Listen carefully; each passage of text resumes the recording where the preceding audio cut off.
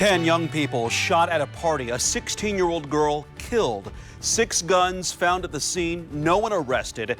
Families and communities reeling and looking for solutions. They showing these guns more love than they love their damn self. We cannot enforce our way out of this. We need parents to step up to the plate.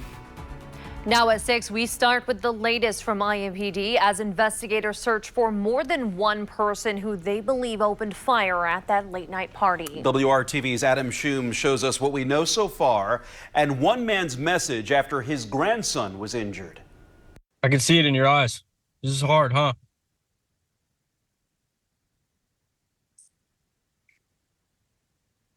This fool or these fools damn near took my grandbaby.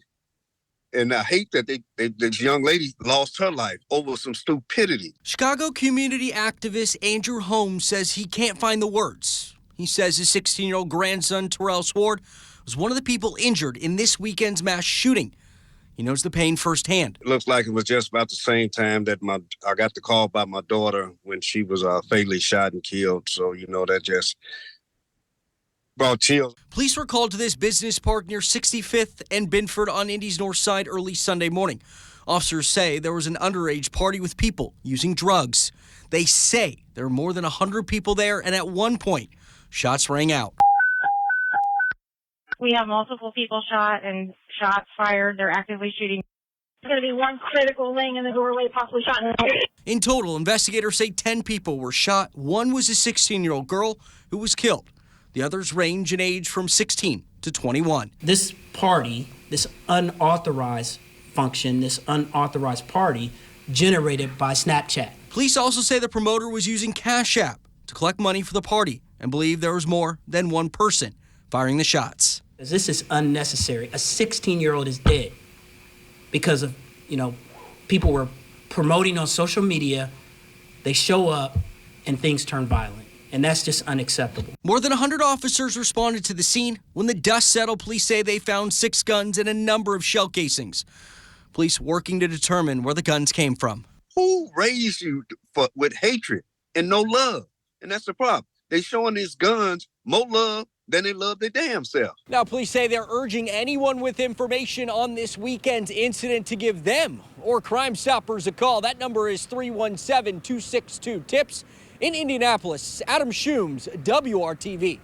The party was happening inside of a hair salon located in a business park on East 65th Street. Our team coverage continues with Jessica Grunling digging into how this unauthorized party happened and what's next for the promoter and the owner of the location.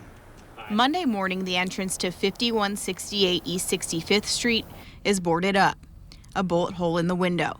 It's the aftermath of what IMPD says was an unauthorized party this weekend at a beauty salon. I was very shocked because I've been out of 2 of the spaces over here and nothing like that has ever happened before. This is one of the estheticians that worked inside. She didn't want to show her face on camera because she's not associated with what happened and wants to protect her own business. I was just renting a room from somebody else. The building is owned by Boyle Building LLC. The owner tells me he leases space in that building to other businesses, one of them being the owner of a beauty business. She told WRTV she rented part of the space to a 19-year-old woman Saturday night for a dance competition and Halloween costume contest. No one under 18 was supposed to be there, and it was a maximum of 75 people. But that's not what happened. IMPD says it was a party promoted to hundreds of people on social media, and there was more than 100 there when shots rang out. The obvious question arose, how does that happen? So that's what we're going to work on going forward. Now Indianapolis City County Council and IMPD are looking at what steps will come next. Event centers are usually in certain zoned areas for a reason. A salon area and a light industrial area is not intended to accommodate a midnight party with hundreds of underage people drinking. That's why we have zoning. So that is an area that on the council we will be looking at closely. And who will be held responsible? Snapchat was one and Cash App was the other. So those will be the 2 platforms that we're looking at to help us try to build a case potentially against the promoter and subleaser. In Indianapolis, Jessica Grunling, WRTV. The woman subleasing the space says she is now being evicted along with everyone else who were renting space there. Mass shootings in Indianapolis have made national headlines several times over the last couple of years. A shooter killed 8 innocent people at a FedEx facility in April of 2021. In that same month, the city was even featured on the front page of the New York Times with the headline, "Third Massacre in 3 months." Following this latest mass shooting and with a mayoral election just days away, we turn to Mayor Joe Hogsett and his GOP challenger Jefferson Shreve to get their perspectives on this type of violence that keeps happening and what needs to happen.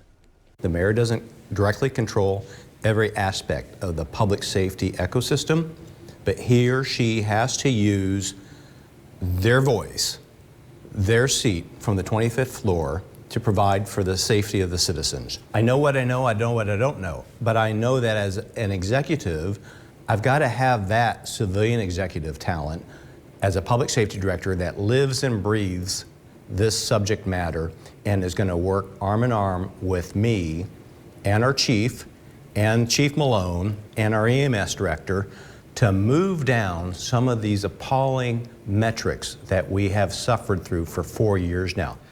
Meantime, Mayor Hogsett released a statement saying he is frustrated and angry about the Halloween party shooting. He said, quote, "There are far too many guns in the hands of those who have no business having them, and shocking violence is too often the result. IMPD is investigating and will hold fully accountable those who have chosen to settle disagreements with firearms." Election Day is Tuesday, November 7th. WRTV will bring you the latest from the final week of the mayor's race and the results the night of. We'll also bring you the latest information about the mass shooting investigation on air and online at WRTV.com. Yeah, between Friday and Sunday, at least 11 people were killed and 76 others injured in 12 mass shootings across the country, including the shooting here in Indianapolis and one in Chicago that left at least 15 people hurt. Most of the shootings took place in the early morning hours as large Halloween celebrations were wrapping up.